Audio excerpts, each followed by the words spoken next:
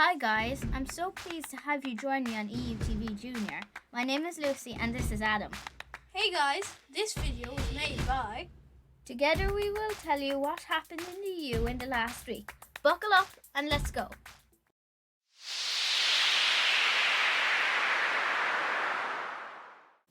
First, let me tell you something. Every episode we are going to play a game. You see these pictures behind me? You must guess which city of the European Union it is. I'll give you the answer at the end of the video.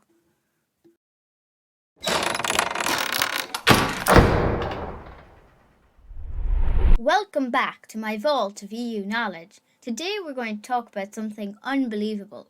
Maybe you've heard that a Ryanair flight flying from Greece to Lithuania was stopped by a fighter jet while flying over Belarus. It was forced to land in Minsk, the capital of Belarus. This is a plane of an EU-based company linking two cities in the EU, forced to change its route by a military plane of a country outside the EU. This is why it's unbelievable. Oh, I heard about that. Why would a fighter jet force a plane to land? Well, in this Ryanair plane, you had Roman Protasevich. Roman is a 26-year-old journalist from Belarus who now lives in Lithuania, an EU country. Belarus is the last country in Europe ruled by a dictator called Lukashenko. A dictator is someone who has total power over everything in the country. He threatens and hurts everybody who disagrees with him. Lukashenko wanted to send Roman to jail. But why? What had Roman done? In August 2020, there were elections to choose the president of Belarus. In a dictatorship, you can have elections, but you are not allowed to vote for who you want. Lukashenko wanted to keep being elected for the sixth time in a row, so instead of organizing free and fair elections, Lukashenko cheated a lot. And guess what? He won the elections. But his people got really upset and fed up. Even though it was very dangerous for them, hundreds of thousands of them peacefully demonstrated in the streets for a change of president. Many were arrested and sent to jail. I still don't understand why Roman got arrested.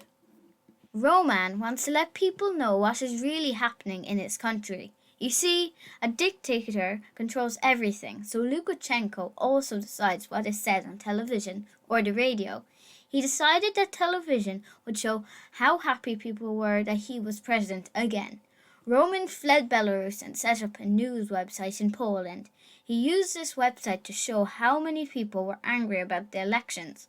Lukashenko called him a terrorist for doing this and wanted him in jail. What has the EU said? The President of the European Commission, Ursula von der Leyen, has said it was utterly unacceptable. Simon Coveney, the Irish Foreign Affairs Minister, called this move air piracy. Lukashenko is the pirate. Lukashenko has always tried to keep a relationship with both the EU and Russia, but now he has chosen Russia's side. It's a dangerous game. Putin, the president of Russia, supported the arrest of Roman Protasevich. That means he will want many things in return. Is Belarus going to be punished? Yes, they are, but they can't arrest Lukashenko. The only thing they can do is take lots of money away from the Belarusian people who help Lukashenko. The EU has also banned the Belarusian airlines from flying over the EU's airspace and using its airports. It is important for everyone in Ireland and the EU to make sure that if you live in the EU, you are free to share your opinions. Thomas Byrne, the Minister of European Affairs, has made it clear that Ireland will stand by Roman.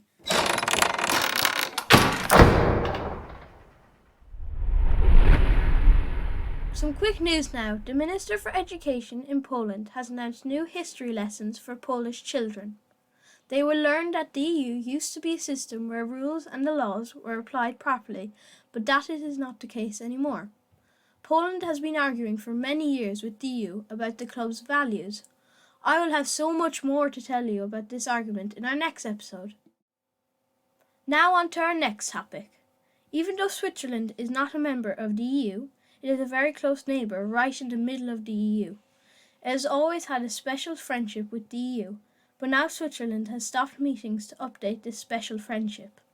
Just like with the UK, the EU is trying to figure out a healthy relationship with Switzerland. Finally, remember in the last episode we spoke about fair competition? Well, the European Parliament has introduced a new law that all big companies in the EU need to say how much money they make in each EU country. Until now, they only had to tell the country where their headquarters were. The big companies will now give a portion of the money they make to the countries where they sold their stuff. It's called tax, and countries use this money to build roads, schools, hire teachers or nurses. Ireland is not happy about this new rule. A lot of big companies are based in Ireland. Ireland is afraid that the new European law will mean they lose tax money, but I have more on that story in the next episode.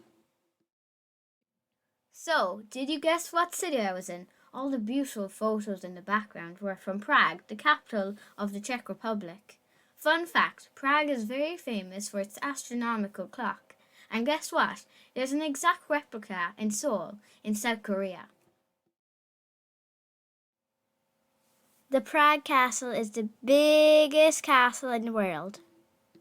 The debate question last time was, should the Commission be able to decide whether Apple can charge lots of money for other music apps to be in its own app store? You were a majority to say yes to the EU saying fair competition rules, and you made great comments. Today's debate question is, since the EU plane was stopped in the Belarusian airspace, do you think that the EU should punish Belarus? Answer on the website at the link below and don't hesitate to comment with your school's name and class level. If you liked the video, give it a like and subscribe to our channel. Gurv Mila Mahagat, see you soon.